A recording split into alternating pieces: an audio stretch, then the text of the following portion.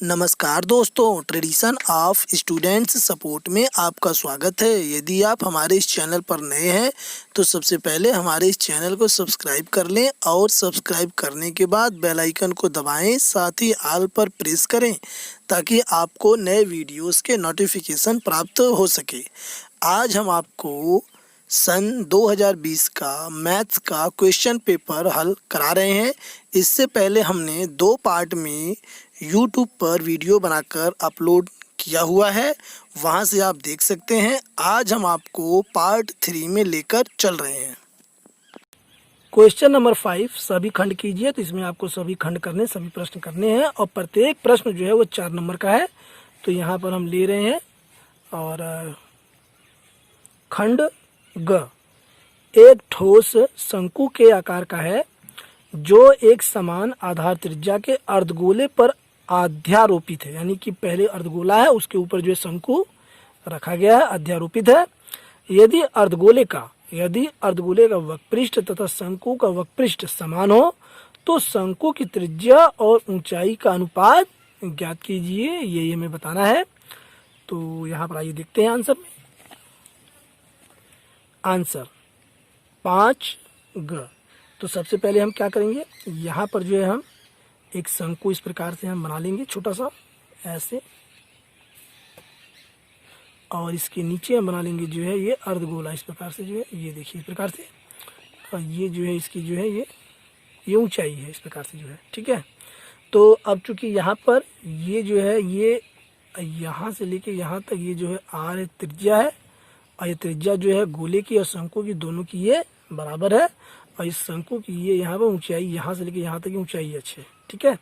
तो आइए देखते हैं। चूंकि यहाँ पर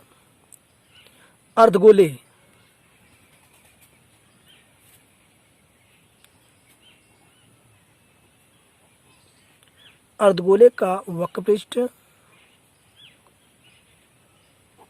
ये होता है 2 पाई आर स्क्वायर और शंकु का वक्रपृष्ठ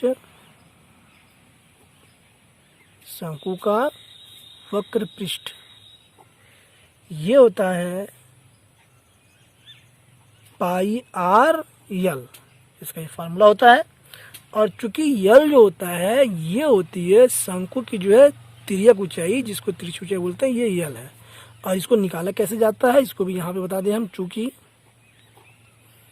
यल बराबर एच का स्क्वायर प्लस आर का स्क्वायर और ये अंडर रूट ऐसे होता है, यल बराबर अंडर रूट एच का स्क्वायर प्लस आर का स्क्वायर। अब यहाँ पे प्रश्नानुसार अकॉर्डिंग टू क्वेश्चन,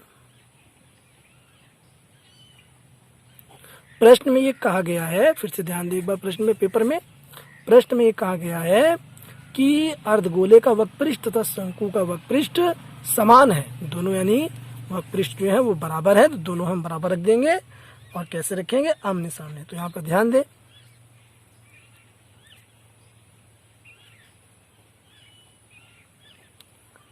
अर्धगोले का वक्रपृष्ठ बराबर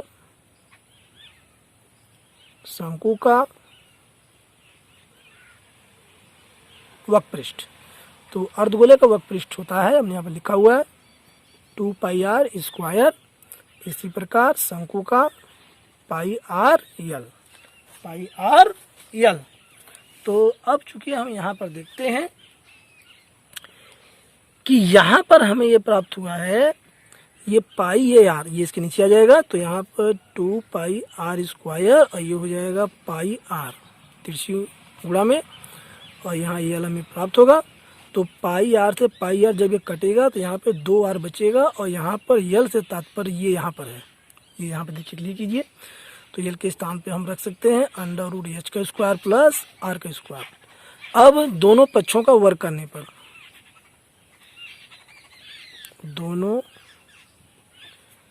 पक्षों का वर्ग करने पर, जब दोनों पक्षों का वर्ग हम करेंगे तो यहाँ पे हो जाएगा 4 आर का स्क्वायर, और ये वर्ग से वर्गमूल कट जाएगा, ये हो जाएगा बराबर एच का स्क्वायर प्लस आर का स्क्वायर। अब यहाँ पर हमें देखते हैं कि जो ये हमारा यहाँ पर है ये आर का स्क्वायर, ये जो है इस तरफ आ जाएगा। तो यहाँ पर हो जाएगा 4 आर का स्क्वायर माइनस आर का स्क्वायर बराबर जो है एच का स्क्वायर। तो यहाँ पर हमें प्राप्त होगा 3r का स्क्वायर और यहाँ से प्राप्त हो जाएगा बराबर h का स्क्वायर। अब हम क्या करेंगे, यहाँ पर चूंकि प्रश्न में हमें पूछा गया है कि शंकु की त्रिज्या और जो है ऊंचाई में अनुपात जो है पूछा गया है।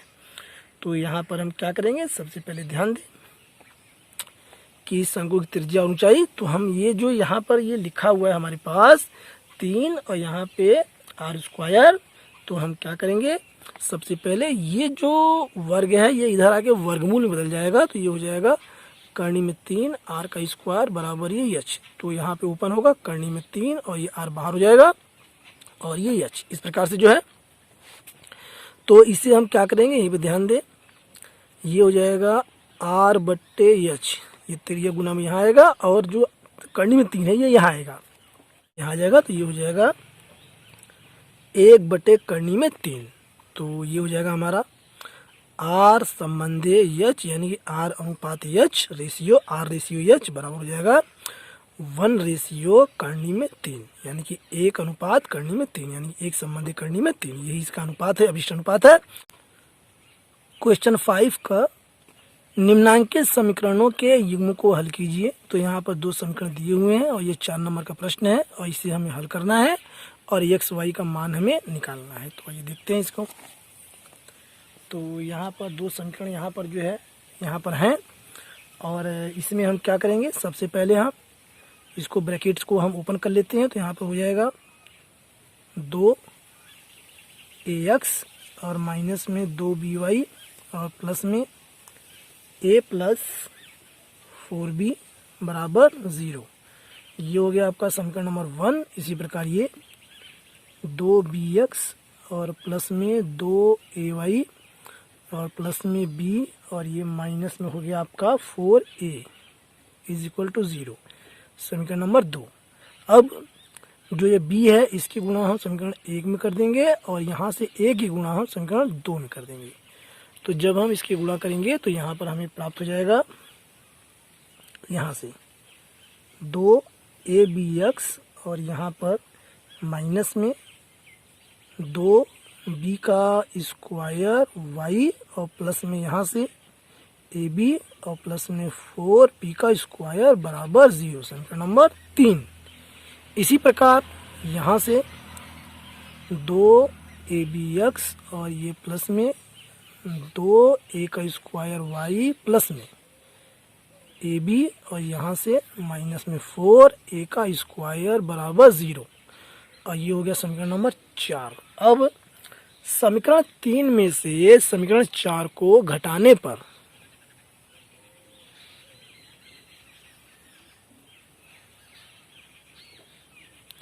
पर जब घटाएंगे तो नीचे वाले समीकरण चिन्ह जो बदल जाएंगे, प्लस माइनस और ये माइनस प्लस और यहाँ माइनस और यहाँ पर माइनस, ठीक है। तो जब घटा देंगे तो ये घट जाएगा और यहाँ से ये जो है यहाँ से दोनों ये यहाँ पे आएगा। तो यहाँ पर हम लिखेंगे माइनस 2a स्क्वायर y और माइनस में 2b स्क्वायर y और ये ab से भी ये कट जाएगा और यहाँ से हमें बचेगा प्लस में 4a का स्क्वायर और प्लस में 4b का स्क्वायर बराबर 0। अब यहाँ से अब इन दोनों में हम देखते हैं कि 2y कॉमन ले लेंगे, माइनस का 2y कॉमन, तो यहाँ से हो गया a स्क्वायर और ये प्लस में b स्क्वायर और यहाँ से प्लस में 4 कॉमन लेंगे तो a square plus b square बराबर 0, माइनस 2y और ब्रैकेट में a square plus b square बराबर, और इसका हम पक्षांतर कर देंगे तो हो जाएगा माइनस का 4a square plus b square. और ये अगले स्टेप में y बराबर माइनस का 4a square plus b square बटे में माइनस का 2 और ये a square plus b square, ये त्रिज्या गुणा में आ गया, इससे ये कट गया। जब इसे हम काटेंगे तो माइनस से माइनस कटेगा और ये 2 दूना 4। तो यहाँ पर हमें प्राप्त हो गया y बराबर 2, y बराबर 2। अब y का मान समीकरण 1 में रखने पर y का मान समीकरण 1 में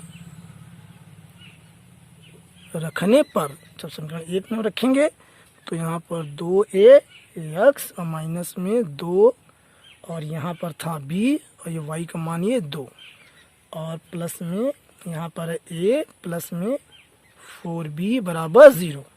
अब इसे हम कैलकुलेट करेंगे तो यहाँ पर 2ax माइनस में 2 दूना 4b और ये प्लस में a और ये प्लस में 4b बराबर 0। तो 4b से 4b कैंसिल हो गया। अगले स्टेप में 2ax बराबर माइनस a और यहाँ से जो है ax यहीं रहेगा और माइनस a के नीचे बटे में ये 2a आ जाएगा। तो a से a कैंसिल हो जाएगा तो यहाँ पे बचेगा -1/2।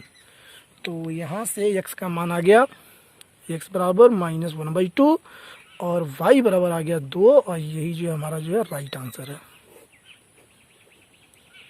अगला क्वेश्चन,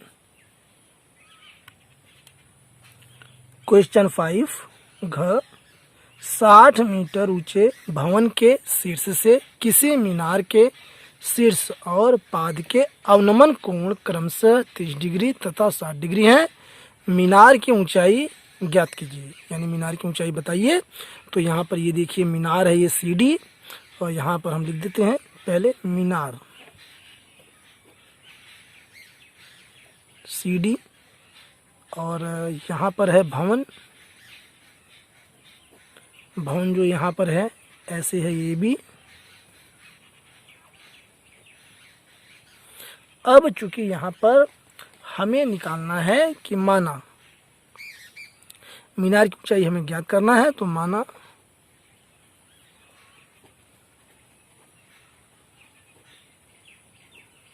मीनार की ऊंचाई, मीनार की ऊंचाई तो यहाँ पर मीनार की ऊंचाई पूरी है ये CD और यही हमें ज्ञात करना है। तो यहाँ पर सबसे खास बात, यहाँ पर एक बात और है कि AE और बराबर है ये BD तथा और यहाँ पर है ये AB बराबर ये ED। इस बात को ध्यान रखें। और यहाँ पर ये प्रश्न में कहा गया है कि मीनार के शीर्ष, मीनार का ये शीर्ष है, मीनार के शीर्ष और पाद के अवनमन कोण, तो ये अवनमन कोण देखिए ये होता है और जब ये ऐसे होगा तो ये यहाँ पे एकांतर कोण यहाँ पर हो जाएगा। इसी प्रकार ये अवनमन कोण ये है यहाँ पर जो है और इसका जो है एकांतर कोण ये यहाँ पर हो जाएगा। इस प्रकार से जो है, आइए देखते हैं समकोण त्रिभुज, समकोण त्रिभुज AEC में tan 30 यहाँ पर है तो ये tan 30 बराबर होता है लंब बटे आधार, तो ये CE बटे में हो गया AE। इस प्रकार से जो है, चूंकि प्रश्न में यहाँ पर 60 मीटर ऊंचा भवन है तो यहाँ पर हो जाएगा 60 मीटर, तो यहाँ भी होगा 60 मीटर जो है, चूंकि ये दोनों बराबर है और इसे तब हम x मान लेंगे। ठीक है, तो यहाँ पर जो है 33 यानी 1/3 बराबर और CE यहाँ पर x है और ये यहाँ पर AE। तो यहाँ पर हम देखते हैं कि जब हम इसको तिर्यक गुणा जब करेंगे तो ये हो जाएगा AE बराबर हो जाएगा करनी में 3x, करनी में 3x हो जाएगा और ये हो जाएगा समीकरण नंबर 1, समीकरण नंबर 1। अब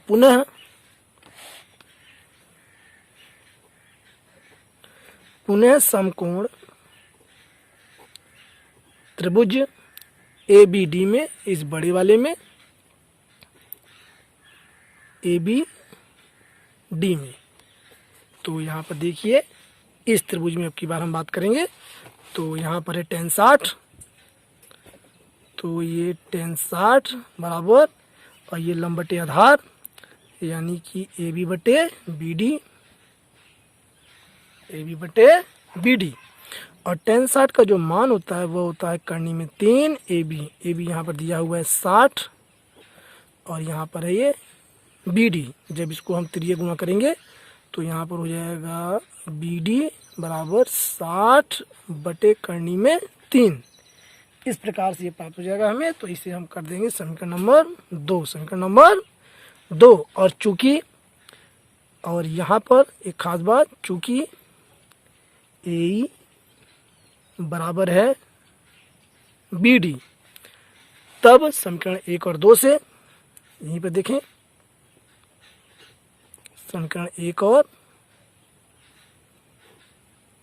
2 से, यानी कि यहाँ पर हम रख सकते हैं ए ई जो यहाँ पर है, ध्यान दें बी डी के स्थान पर हम ए ई रख सकते हैं और ए ई के स्थान पे हम इसका जो मान है वो रख सकते हैं। यानी यहाँ पर हो जाएगा करनी में 3x और ये बराबर हो गया हमारा ये 60 बटे करनी में 3।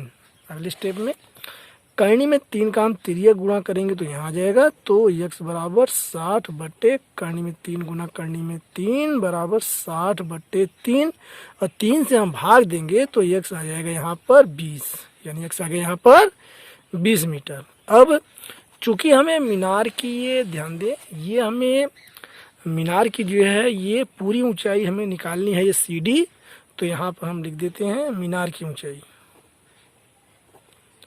मीनार की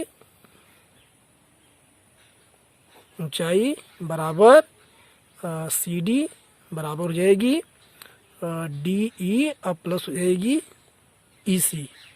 तो यहाँ पर ध्यान दें डी ई यहाँ पे 60 है और हमने जो है सी ई अभी निकाला है 20, तो इसमें हम प्लस जो है 20 कर देंगे तो यहाँ पर आ जाएगा 80। कितना आ जाएगा ये 80, तो ये 80 मीटर। तो मीनार की ऊंचाई है 80 मीटर और यही जो है इसका करेक्ट आंसर है। इसी के साथ नेक्स्ट क्वेश्चन नंबर 6, सभी खंड कीजिए, यानी कि इसमें जितने भी प्रश्न दिए हुए हैं आपको सभी प्रश्नों का उत्तर देना है। और यहाँ पे क है, निम्नलिखित सारणी से समांतर माध्य ज्ञात कीजिए। और यह जो प्रश्न है यह 4 नंबर का है, यानी इसमें जो सभी प्रश्न रहेंगे वो 4-4 नंबर के रहेंगे। तो यहाँ पर सारणी दी हुई है, प्राप्तांक दिया हुआ है और छात्रों की संख्या यहाँ पर दी हुई है और हमें इनसे जो है ये समांतर माध्य निकालना है। तो पहले हम प्रश्न में यहाँ पर समझ लेते हैं। यहाँ पर प्राप्तांक है 5 से कम, तो इसे हम वर्ग अंतराल हम बनाएंगे 0 से 5 और इसे बनाएंगे 5 से 10, 10 से 15, 15 से 20। इसी प्रकार यहाँ देखिए छात्रों की संख्या, तो ये जो छात्रों की संख्या यहाँ पे दिया हुआ है ये अंत में यहाँ पर 80 यानी ये बढ़ रहा है, तो इससे पता चलता है कि यह संचयी बारंबारता दिया है। क्या दिया है? यह संचयी बारंबारता। और हमें जो है यहीं से जो है बारंबारता निकालनी होगी, जो मैं आपको यहीं पे बता देता हूँ, फिर मैं आपको जो है कॉपी पे करके दिखाऊंगा। तो यहाँ पर ये देखिए आप, इस प्रकार से मैं लाइन यहाँ पे खींच देता हूँ। तो सबसे पहले यहाँ पर हम बारंबारता जब बनाएंगे तो यहाँ पर जो है हम जो है 3 लिखेंगे, यानी छात्रों की संख्या 3 हो जाएगी और 10 में से 3 हम घटा देंगे तो यहाँ पर आ जाएगी 7 और 25 में से हम 10 घटाएंगे तो यहाँ पर आ जाएगी 15। यही इसका प्रोसेस है।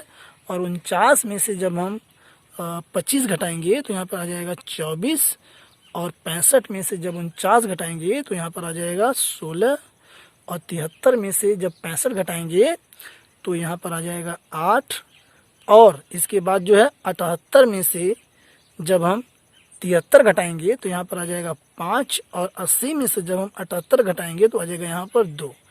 क्योंकि जब ये बारंबारता जो रहती है वो घटती बढ़ती रहती है, लेकिन यहाँ पर हम देख रहे हैं कि लगातार ये वृद्धि इसमें हो रही है, तो इसलिए जो संचयी बारंबारता है इस बात को आप लोग जो है समझ लें। अब आइए जो है चलते हैं कॉपी पर।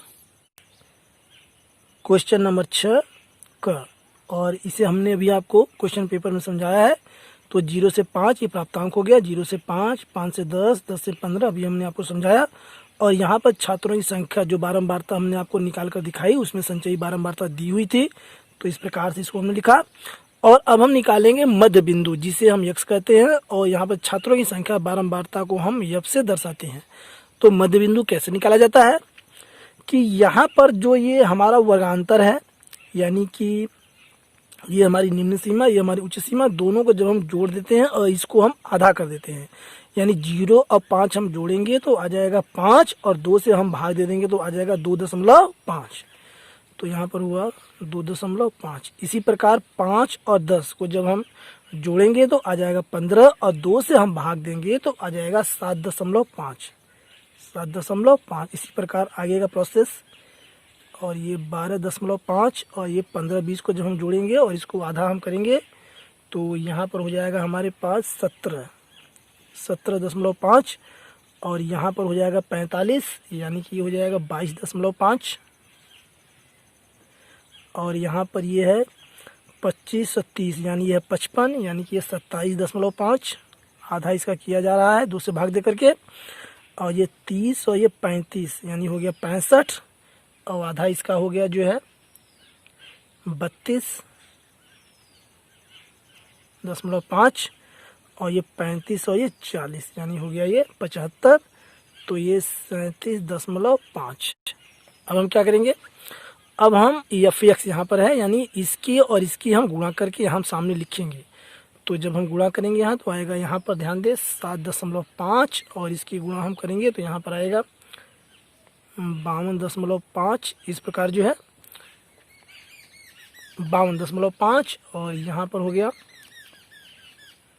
187.5 और ये हो गया 420, अगला 360 और इसका हम गुणा करेंगे तो यहाँ पर आएगा 220 और इसका हम इसमें गुणा करेंगे तो यहाँ पर आएगा 162.5 और ये 2 का 37.5 में हम गुणा करेंगे तो आएगा यहाँ पर 75। अब हम क्या करेंगे, जोड़ लेंगे। क्या करेंगे, हम जोड़ लेंगे ऐसे जो है, ध्यान दें ऐसे, और यहाँ हम लिख देंगे योग और इसका जो जोड़ है वो आएगा 80, ये यहाँ पर खाली रहेगा और इसे जब हम जोड़ेंगे तो यहाँ पर आएगा 1485।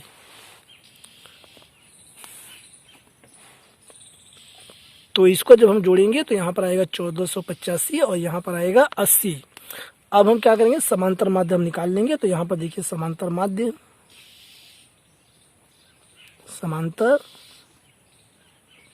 माध्य इसका एक सूत्र होता है x बार और इसे हम लिखते हैं सिग्मा एफ एक्स बटे सिग्मा एफ।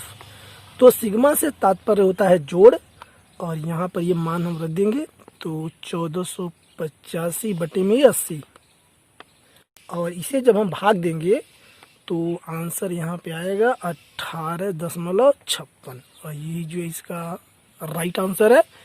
और इसी के साथ अगला क्वेश्चन,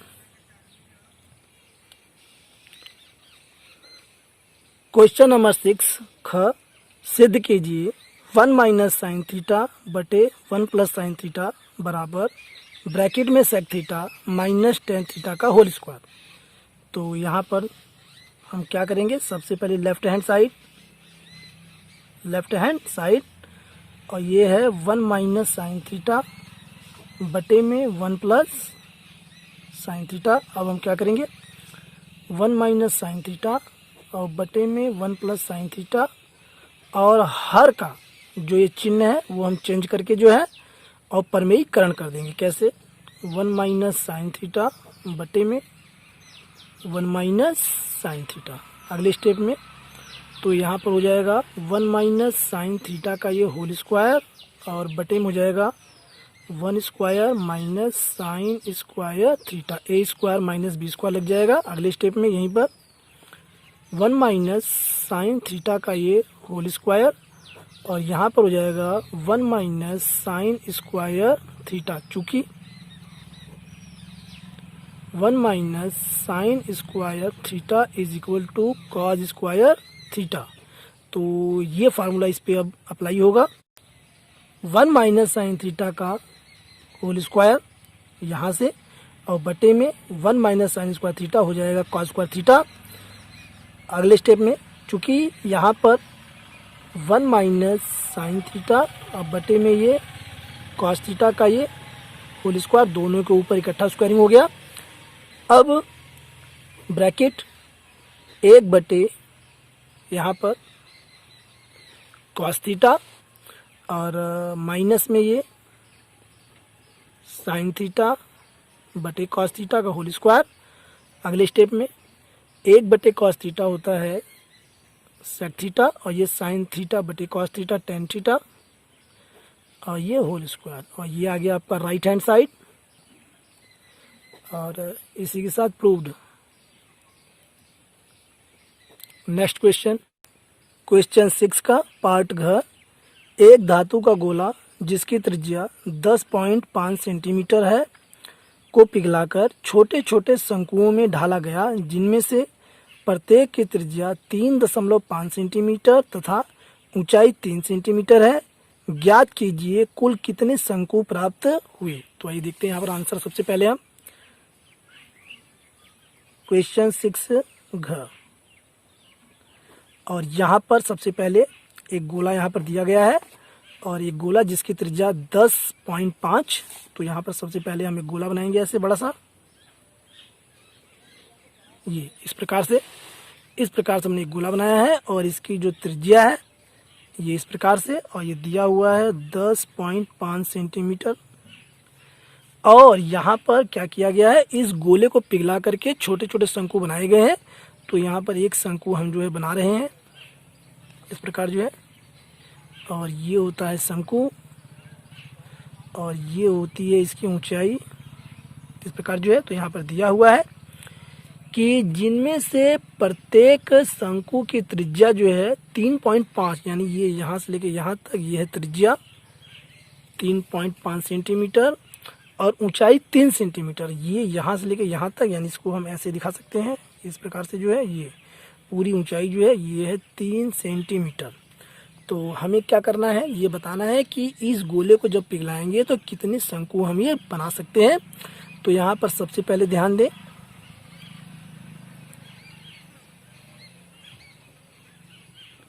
गोले का आयतन बराबर होता है 4/3 पाई आर का क्यूब। तो यहाँ पर 4/3 पाई और आर यानी त्रिज्या 10.5 और इसका क्यूब। इसी प्रकार शंकु का आयतन, शंकु का, या इसको लिख सकते हैं एक शंकु का आयतन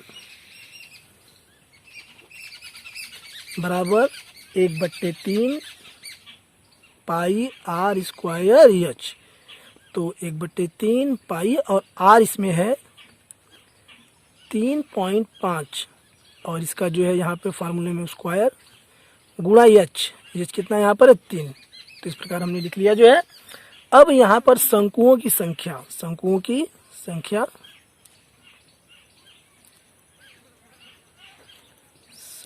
संख्या बराबर गोले का आयतन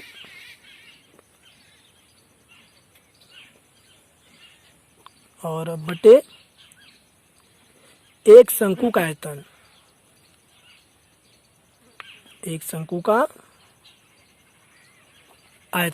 इस प्रकार से हुआ जो है। अब चलते हैं हम नेक्स्ट पेज पर। तो यहाँ पर जो है उससे आगे बराबर, और ऊपर था गोले का आयतन, तो गोले का आयतन हमने निकाल के रखा हुआ है 4/3, और ये पाई और ब्रैकेट में 10.5 और इसका पावर क्यूब बटे में एक शंकु का आयतन 1/3 पाई और ब्रैकेट में यहाँ पर 3.5 होल स्क्वायर और गुणा में 3। तो यहाँ पर 3 से 3 ये कट गया और पाई से पाई ये कट गया। तो यहाँ पर हमें प्राप्त होता है अगले स्टेप में 4, और यहाँ पर गुणा में इसको हम ओपन कर देंगे 10.5 गुणा में 10.5 गुणा में 10.5। इसी प्रकार हर में नीचे यहाँ से हमें बचा है ये 3.5 गुणा में 3.5 और ये गुणा में 3। तो चूंकि यहाँ पर हम देखते हैं कि अंश में यहाँ पर एक संख्या से पहले दशमलव है और हर में भी एक संख्या से पहले दशमलव है, तो इन दोनों का दशमलव जो है इन दोनों से समाप्त हो जाएगा और इसका एक दशमलव जब बचेगा तो बटे में 10 आ जाएगा। अगले स्टेप में ध्यान दें,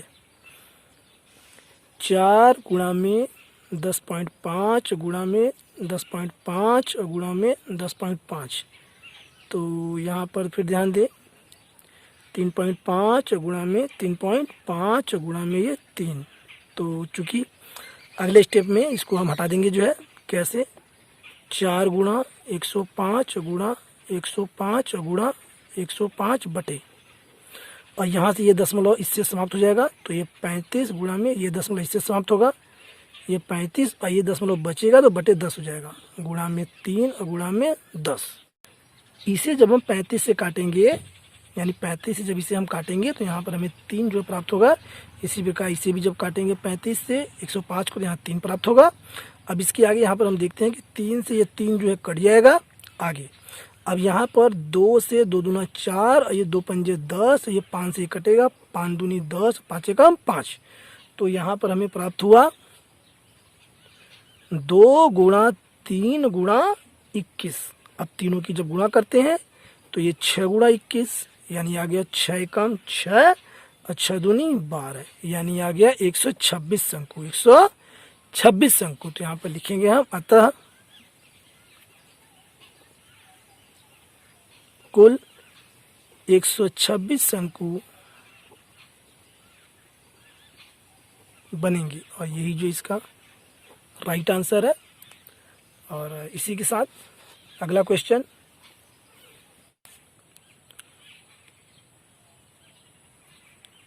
क्वेश्चन नंबर 7, और इसका है खंड ख, और जिसमें ये क्वेश्चन है, किसी समबाहु त्रिभुज ABC की भुजा BC पर एक बिंदु D इस प्रकार स्थित है कि BD बराबर 1/3 BC है। सिद्ध कीजिए कि 9 AD का स्क्वायर बराबर 7 AB का स्क्वायर। तो यहाँ पर हमें ये सिद्ध करना है, आइए देखते हैं। तो यहाँ पर ये प्रश्न है, इसका आंसर दिया है, और ये हेडिंग हो गई दिया है, क्योंकि प्रश्न में जो दिया है वो हमें लिखना होगा। ABC एक समबाहु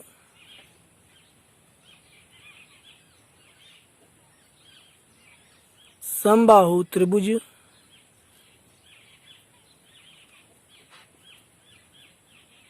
है जिसमें आधार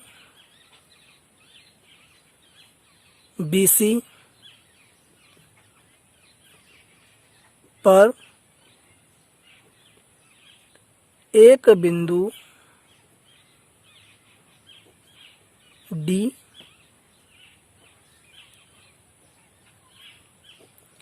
इस प्रकार स्थित है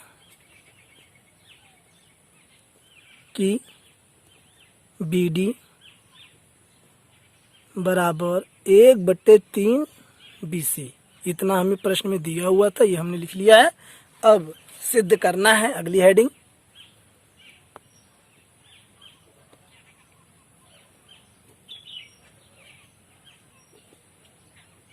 सिद्ध करना है। इसमें हमें क्या सिद्ध करना है? हमें सिद्ध करना है 9 AD का स्क्वायर बराबर 7 AB का स्क्वायर। अब अगली हेडिंग, रचना। रचना में हम AE लंब BC खींचेंगे। अभी हम फिगर बनाएंगे तो उसमें हम खींचेंगे।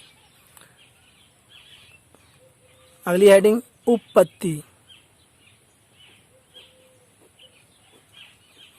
और यहाँ हम फिगर इसका बना लेते हैं। नीचे जो है देखिए, इस प्रकार से फिगर इसका बनेगा, और थोड़ा सा नीचे बनाएंगे हम ताकि हमें हेल्प मिलती रहे। इस प्रकार से ये हमारा त्रिभुज बन रहा है, और ये जो त्रिभुज हमारा बना है, ये त्रिभुज हमारा समबाहु त्रिभुज है। और यहाँ पर बिंदु E है, जिसकी हमने अभी जो है आपके सामने रचना यहाँ पे की है कि AE लंब BC, यानी कि ये जो हमारा ये BC है, और यहाँ पर ये A है, और ये लंब हमने खींचा है। इस प्रकार से जो है आगे, और BC पर एक बिंदु D है, इसे भी हम अभी खींच लेते हैं। तो यहाँ पर ये बिंदु हमारा है ये D, और इसको ऐसे हम मिला लेते हैं AD, इस प्रकार से ऐसे। अब उत्पत्ति में समबाहु त्रिभुज एबीसी में, चूंकि ये समबाहु त्रिभुज है, समबाहु त्रिभुज एबीसी में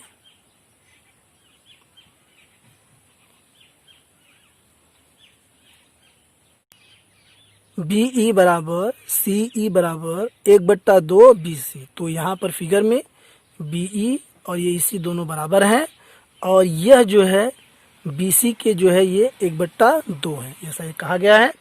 आगे यहाँ पर हम लिख देते हैं, चूंकि समबाहु त्रिभुज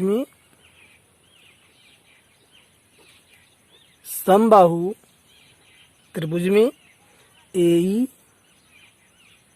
भुजा BC की लंब समद्विभाजक है, समद्विभाजक है। इसका तात्पर्य है कि यह जो यहाँ पर है ये AE, यह भुजा BC की लंब समद्विभाजक है। आगे BE बराबर 1/2 AB, चूंकि BC बराबर AB और ये हमारा हो गया समीकरण नंबर 1। इसलिए कि AB BC इसलिए बराबर है क्योंकि ये समबाहु त्रिभुज है, इसलिए इसकी सभी जो भुजाएं हैं वह सब बराबर है। अब समकोण त्रिभुज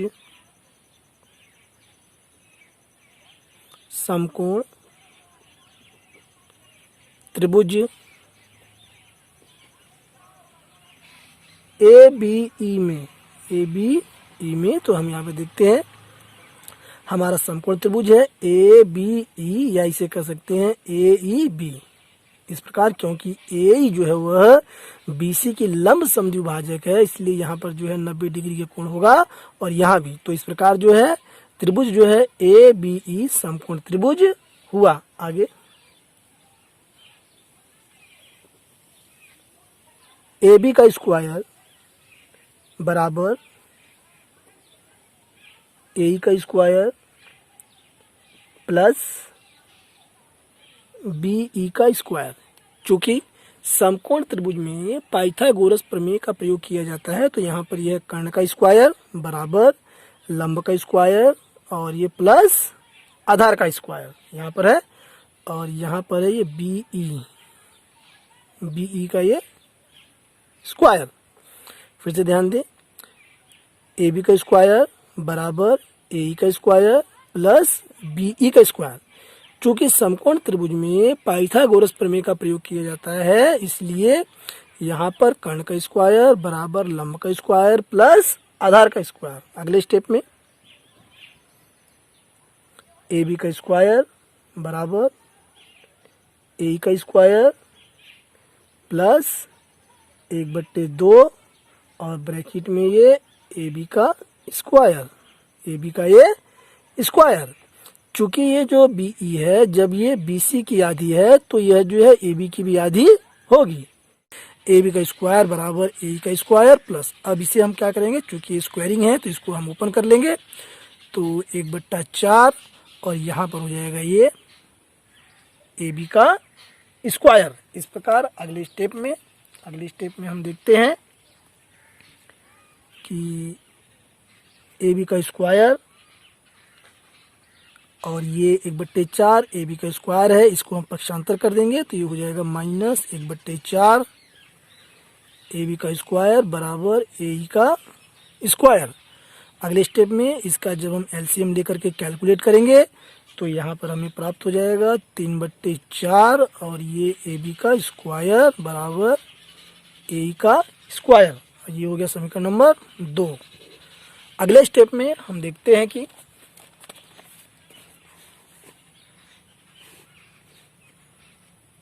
अब समकोण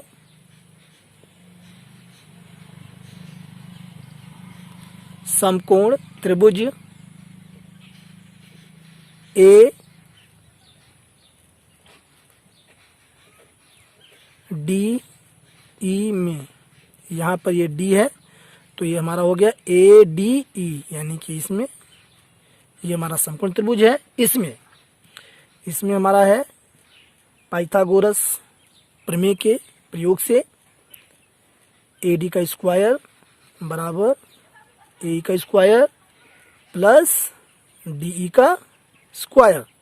तो यहाँ पर हो गया ए डी, यानी ये हो गया हमारा कर्ण का स्क्वायर बराबर लंब का स्क्वायर ए का स्क्वायर प्लस आधार यानी डी ई का स्क्वायर। अगले स्टेप में हम देखते हैं कि यहाँ पर ए का स्क्वायर इज इक्वल टू, और यहाँ पर जो है ये डी ई का जो स्क्वायर है ये इस तरफ पक्षांतर होकर के इधर चेंज हो गया है, तो ये ए डी का स्क्वायर माइनस में डी ई का स्क्वायर, और ये हो गया समीकरण नंबर 3। चूंकि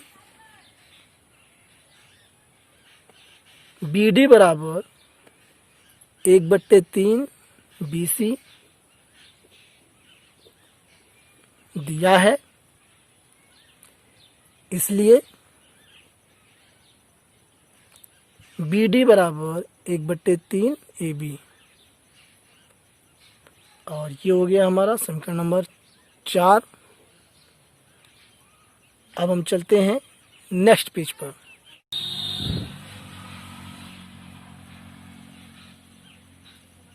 समीकरण 1 में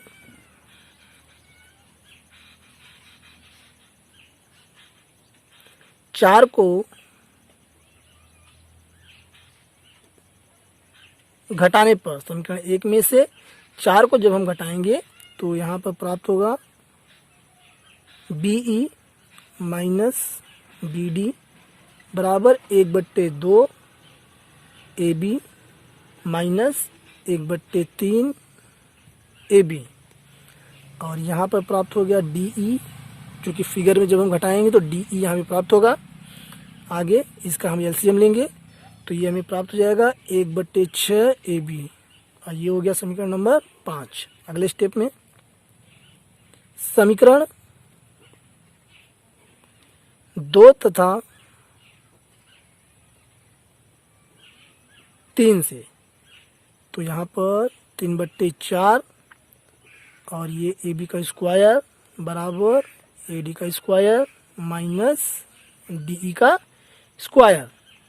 तो इसे जब हम सॉल्व करेंगे तो यहाँ पर 3/4 ए बी का square is equal to A D का स्क्वायर माइनस, और यहाँ पर डी ई का स्क्वायर के स्थान पर हम इसे रख सकते हैं समीकरण नंबर 5 से 1/6 और ये ए बी का स्क्वायर।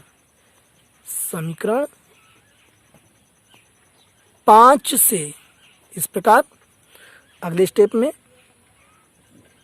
3/4 ए बी का स्क्वायर प्लस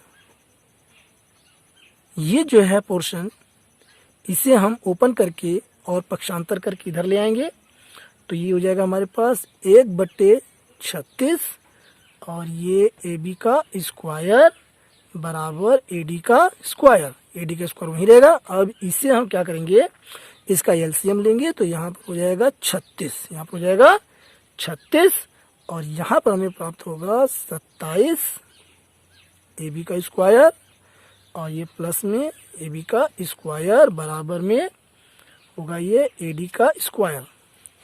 अगले स्टेप में तिर्यक गुणा करेंगे हम वहाँ और ये हो जाएगा हमारे पास 28 ए बी का स्क्वायर बराबर में 36 ए डी का स्क्वायर। अब 4 से समीकरण को हम भाग दे देंगे या हम लिख सकते हैं कि 4 से भाग देने पर जब हम भाग दे देंगे तो यहाँ पर हमें प्राप्त होगा 7 ए बी का स्क्वायर बराबर 9 ए डी का स्क्वायर। अब इसे हम पक्षांतर कर देंगे तो यहाँ पर हो जाएगा 9 ए डी का स्क्वायर बराबर 7 ए बी का स्क्वायर। और यही हमें सिद्ध करना था, तो यहाँ हम लिख सकते हैं इति सिद्धम, इति सिद्धम, और इंग्लिश में लिख सकते हैं प्रूव्ड। इसी के साथ अगला क्वेश्चन, क्वेश्चन नंबर 7, सभी खंड कीजिए। तो इस क्वेश्चन में 2 खंड हैं, खंड क, जिसमें यहाँ पर प्रश्न एक दिया हुआ है और एक प्रश्न अथवा में करके दिया हुआ है। तो इसका तात्पर्य यह है कि इसमें से केवल आपको एक प्रश्न करना है, आप ये वाला प्रश्न करें चाहे ये वाला, और इसके जो नंबर हैं वह 6 नंबर है, यानी 6 मार्क्स का यह क्वेश्चन है। इसी प्रकार खंड ख में भी इसी प्रकार है कि एक प्रश्न यहाँ दिया हुआ है, फिर अथवा में करके एक प्रश्न दिया है, और ये भी जो है 6 नंबर का है। और इन दोनों प्रश्नों में से केवल आपको एक करना है, आप चाहे ये कर सकते हैं चाहे ये। तो आइए हम यहाँ पर खंड क में एक क्वेश्चन यहाँ पे हल कर रहे हैं, और ये क्वेश्चन है, एक नाव 10 घंटे में धारा के प्रतिकूल 30 किलोमीटर तथा धारा के अनुकूल 44 किलोमीटर जाती है। 13 घंटे में वह 40 किलोमीटर धारा के प्रतिकूल एवं 55 किलोमीटर धारा के अनुकूल जाती है। धारा की चाल तथा नाव की स्थिर पानी में चाल ज्ञात कीजिए। तो आइए देखते हैं इसका आंसर हम। तो यहाँ पर सबसे पहले हम मानेंगे माना, नाव की स्थिर जल यानी पानी, जल में चाल बराबर x किलोमीटर प्रति घंटा। तो यहाँ पर है नाव की स्थिर जल में, स्थिर का मतलब होता है कि पानी रुका हुआ है, ठहरा हुआ है, वह हिलडुल नहीं रहा है, वो किसी तरफ को आ जा नहीं रहा है। तो इसको कहते हैं कि नाव की स्थिर जल में चाल बराबर x किलोमीटर प्रति घंटा तथा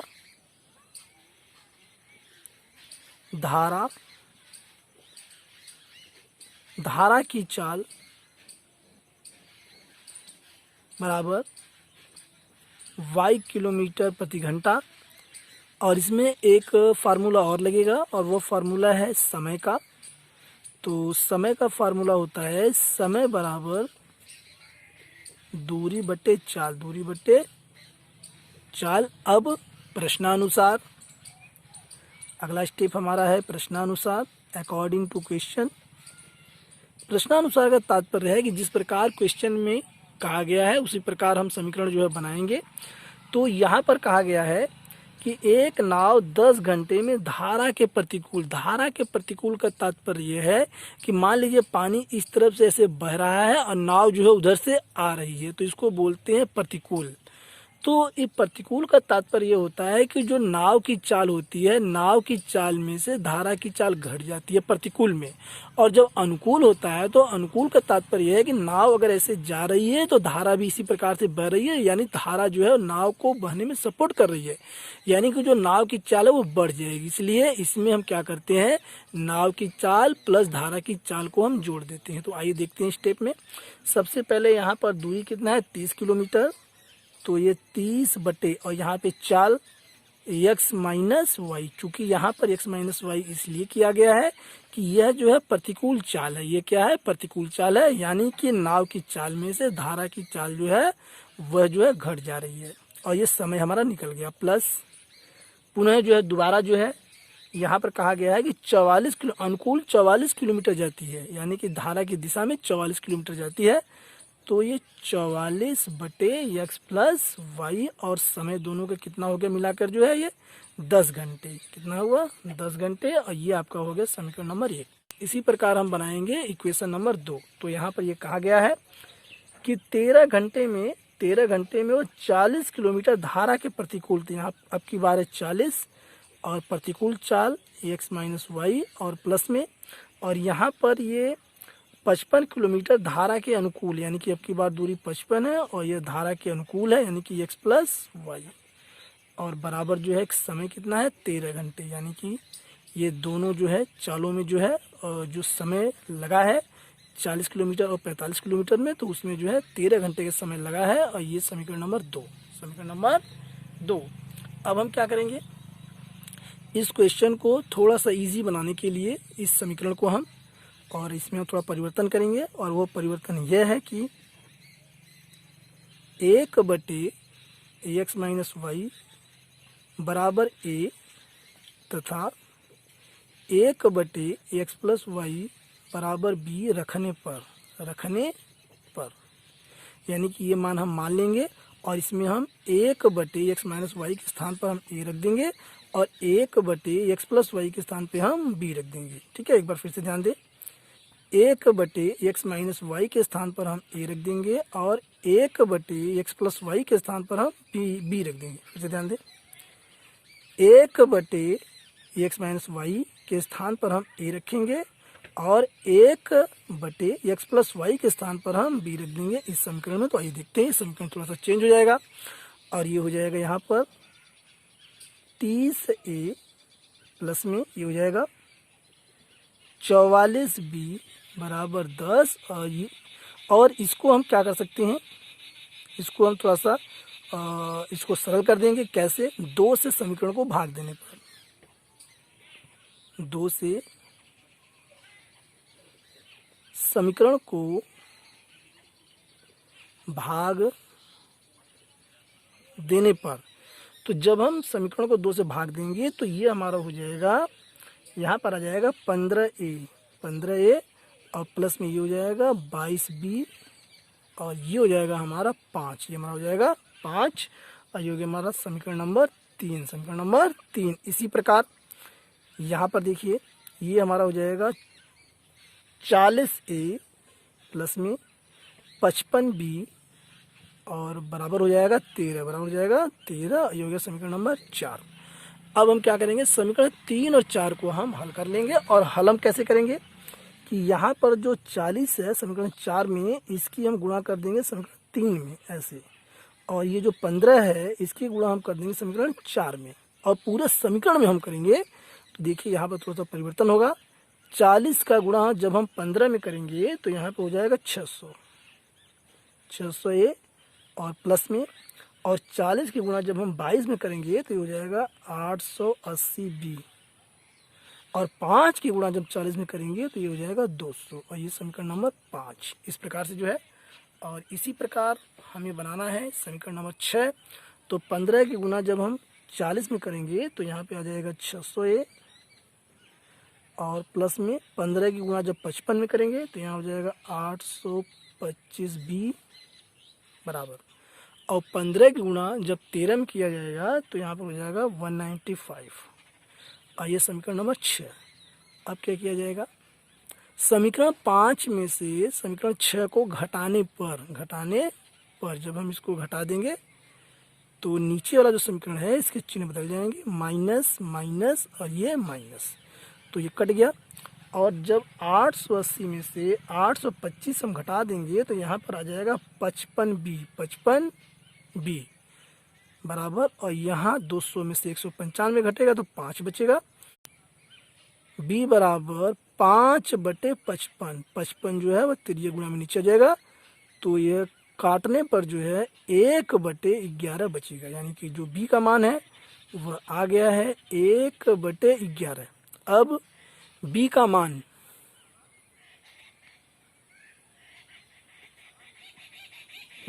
हम क्या करेंगे, b का मान हम समीकरण 3, ये जो हमारा समीकरण 3 है इसमें हम रख देंगे, तो जो है a का मान जो है निकल जाएगा। तो b का मान समीकरण 3 में रखने पर आप जो है 4 में भी रख सकते हैं रखने पर। तो यहाँ पर हमने रखा जो है, यहाँ पर b का मान, b आया हमारा 1/11, यहाँ पर 15a, कितना है 15a, तो 15a और प्लस में यहाँ पर 22 और गुणा में 1/11, b के स्थान पर 1/11 बराबर 5, अब 11 दूना 22, 2 का पक्षांतर होगा, तो यहाँ पर ये प्राप्त होगा 15a बराबर 5 माइनस 2 बराबर 3।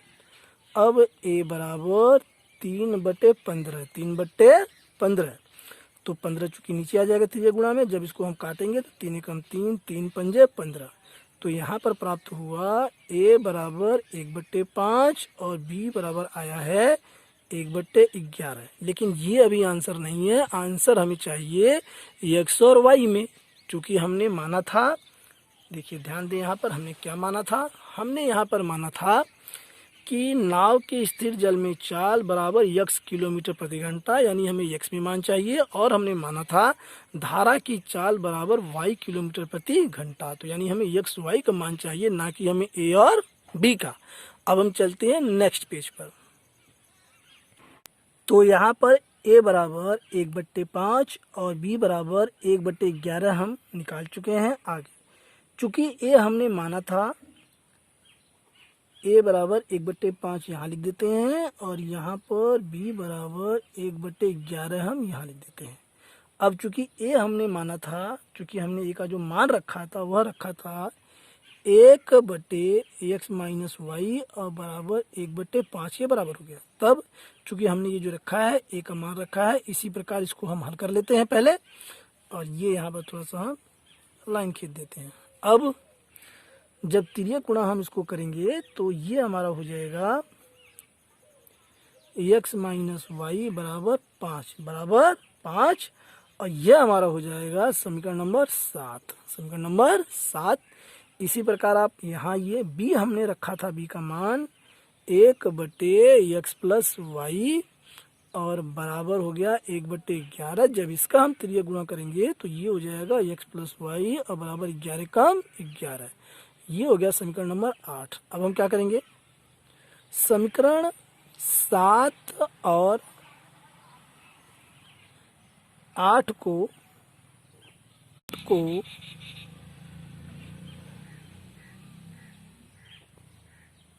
जोड़ने पर, जब हम इन दोनों समीकरणों को जोड़ देंगे, देखिए x माइनस वाई बराबर 5 और यहाँ पर है x प्लस वाई बराबर 11। अब इन दोनों समीकरणों को जब हम जोड़ेंगे तो ये हमें प्राप्त हो जाएगा, y से y ये कट जाएगा और ये हो जाएगा 2x बराबर और 5 11 16, x बराबर 16/2, यानी कि x आ गया आपका यहाँ पर आ गया 8, x बराबर 8। और यहाँ पर यहीं पर ध्यान दीजिए, x का मान समीकरण 7 में रखने पर, जब हम x का मान समीकरण 7 में रखेंगे तो y का मान जो है वो निकल जाएगा। कैसे, 8 माइनस वाई बराबर 5। यहाँ पर देखें x के स्थान पर हमने 8 यहाँ पर रख दिया है, और 8 का हम पक्षांतर करेंगे तो माइनस वाई बराबर 5 माइनस 8 और माइनस वाई बराबर -3। तो माइनस से माइनस कैंसिल हो गया और y बराबर आ गया 3। अतः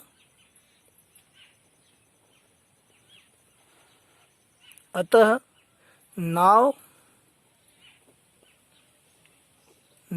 की स्थिर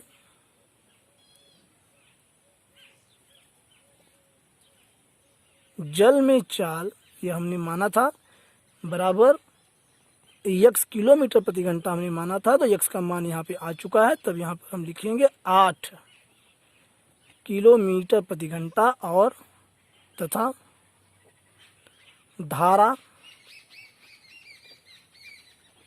धारा की चाल